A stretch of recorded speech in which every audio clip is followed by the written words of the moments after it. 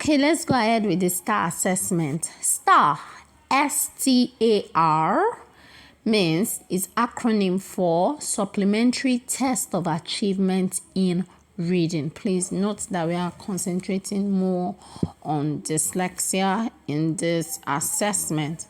So, STAR reading tests are standardized assessment tools designed to supplement the assessments that teachers make about their students' progress and achievement in reading.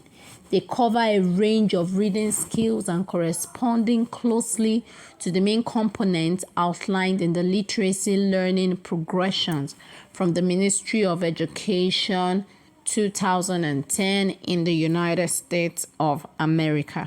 So you might want to ask, what are the performance indicators in STAR? STAR assessment report performance is in three main indicators. Number one, the skilled score, that's the SS. Then you have the percentile rank, and the student growth percentile. Now, what is the skilled score for? The skilled score shows the performance of a student in a given STAR test for a particular grade level and subjects. Grade level and subjects. For instance, maybe the child is in basic 4. So for that grade level or for that subject, let's say English language, and you want to test maybe the comprehension skills or the reading skills. Do you understand? Now, the percentile rank shows the performance of a student as compared to other students' performances in the STAR assessment. So if I've seen some digital results from various schools, then they would give, average that, when they give their results they get their results they'll give you the average, they'll give you that the very high score, those that performed very well. They'll give the score, let's say math, the average could be 55, the highest score could be 98, and the lowest score could be 30.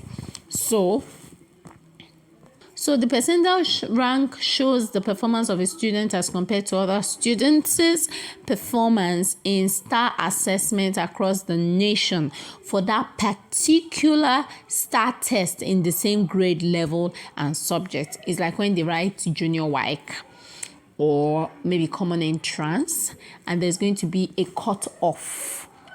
And you have those that did not perform very low. It's after they've combined a lot or JAM or something like that.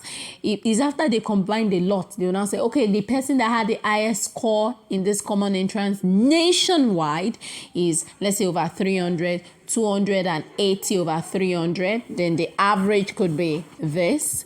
Then, the lowest score. That's how they grade it. So a student's growth percentile, that's the SGP, compares a student's growth to that of his or her academic peers nationwide. You understand?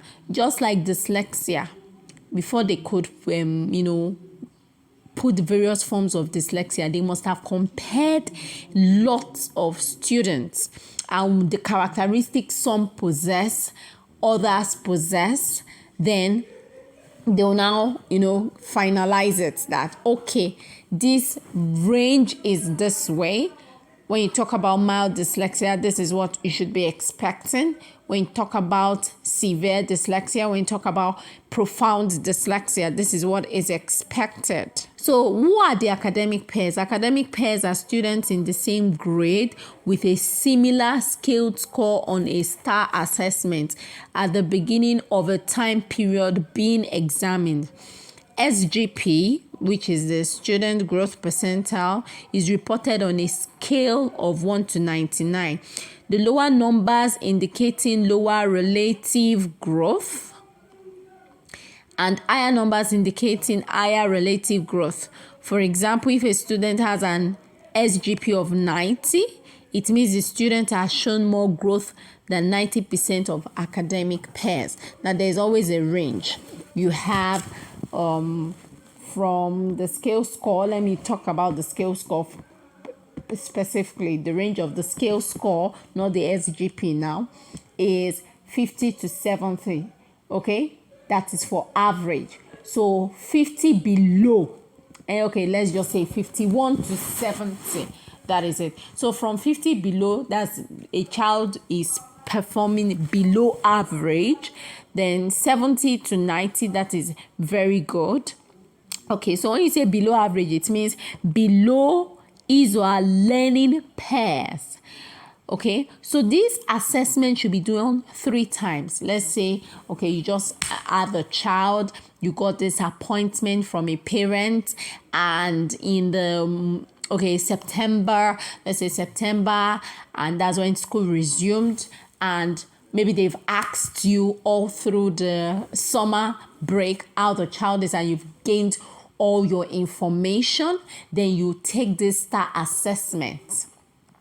You start at the beginning of the term. You've done all this, your work. So at the beginning of the term, you know how the child is doing. You compare. A teacher that maybe definitely has taught a range of students or pupils or learners. So you compare, okay, primary 4, maybe the teacher has been taking primary 4, for instance. And you just say, okay, this is what a primary 4 pupil standardly. I've taken primary 4 for like 5 years. So standardly, a primary 4 pupil should know this. And after the child has known this, you've assessed the child. Maybe the child did not perform as much as you expected. Then you do this assessment at the beginning. Then you know how to work with the child. You check the progress. Okay. You can always fine-tune it to, progress varies. Some people, their progress is really slow, while some people's progress, maybe, and most especially when you've been able to get the child, know what works for the child. And please, there's no one way of doing things. You can, people that detected all these things, they did, so much study. So you can also, remember when we started, we did Telshan intervention. It was a Nigerian that deduced that after she had worked for 20 years with learners. So she now said, started working. So some of these works are PhD, and PhD works are just, research. Exactly, that's the word I've been looking for. It's just research. So you can fine tune it to suit your learner. So for instance, maybe you go into English language and you want to check the reading. You can decide to assess the child's reading, phonological awareness, the phonemes, the morphemes, the spelling skills, the blending skills, segmentation skills. You can customize your STAR to detect what the child is doing compared to what he or she ought to be doing. So don't be rigid. And there's no particular, you can design it in such a way that it will help you and help your learner. Various learners vary. Okay.